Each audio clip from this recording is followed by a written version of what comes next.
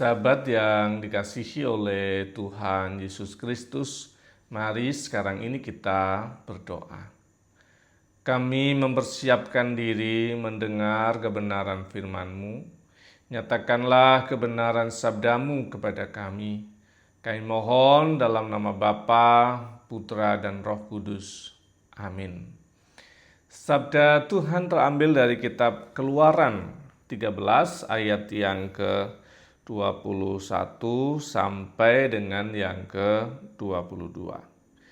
Tuhan berjalan di depan mereka pada siang hari dalam tiang awan untuk menuntun mereka di jalan, dan pada malam hari dalam tiang api untuk menerangi mereka, sehingga mereka dapat berjalan siang dan malam. Tiang awan pada siang hari dan tiang api dalam malam hari tidak beralih dari depan bangsa itu. Sahabat yang dikasihi oleh Tuhan Yesus Kristus, konteks bacaan kita adalah kisah bangsa Israel yang keluar dari tanah Mesir menuju ke tanah Kanaan.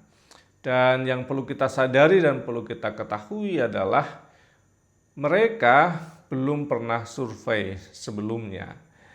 Mungkin Musa pernah melewati jalan-jalan itu ketika Musa harus melarikan diri dari Mesir ketika peristiwa dia membela bangsanya diketahui. Dan ternyata dia mengembalakan kambing domba dan sebagainya. Dan bahkan saya menyebutnya sebagai, bagi Musa itu seperti sebuah malapetaka pembuangan. Tetapi bagi Tuhan dia dirancang untuk survei lebih dulu. Sehingga Musa mengetahui daerah-daerah yang akan dia lalui ketika membawa bangsa Israel. Nah, sedangkan bangsa besar ini itu belum tahu apa-apa, dan hanya tahu ujungnya tanah Kanaan, tetapi seperti apa perjalanannya, kondisinya seperti apa, mau harus belok kemana dan seterusnya, tidak ada yang tahu. Tidak ada peta, bahkan peta buta sekalipun. Dan seringkali hidup kita seperti itu. Kita tahu ujungnya adalah damai sejahtera, tapi kenyataan yang sedang kita alami nggak kelihatan ujung damainya itu. Itu seperti perjalanan yang nggak ngerti peta, nggak tahu situasinya saya apa, dan seterusnya. Semuanya gelap gulita. Mungkin terlihat bendanya, tapi gelap gulita dalam hal mau ngapain ini gitu.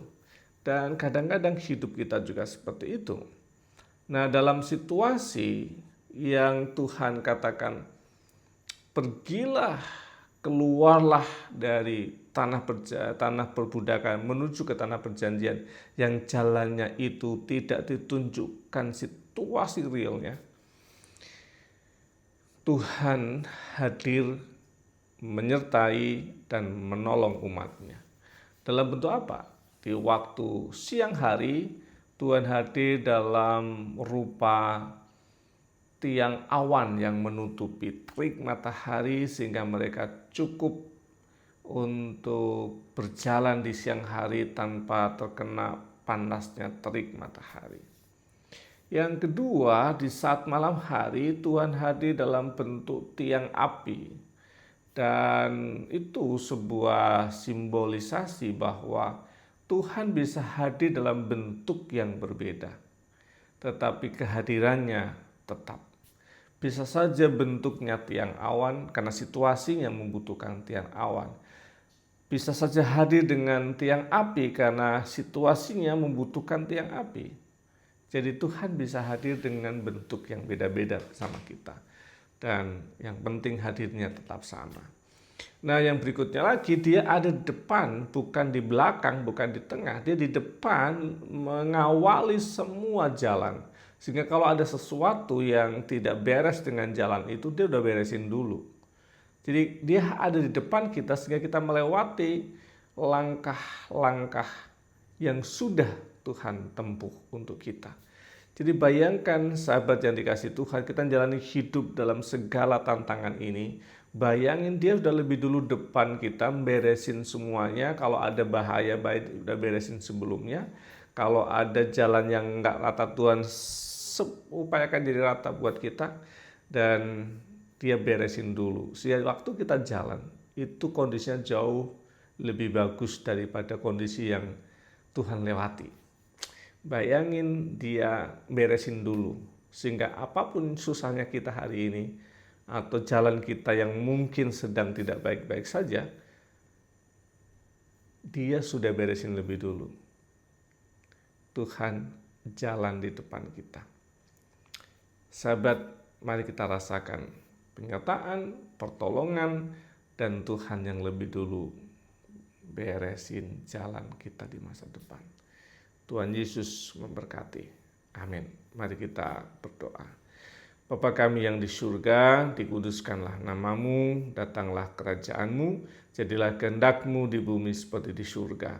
Berikanlah kami pada hari ini makanan kami yang secukupnya, dan ampunilah kami akan kesalahan kami, seperti kami juga mengampuni yang bersalah pada kami. Dan janganlah bawa kami dalam cobaan, tapi lepaskanlah kami daripada yang jahat.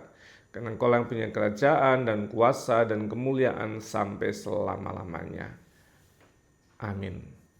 Tuhan senantiasa hadir menyertaimu menjalani hari-hari dalam perjalanan hidupmu.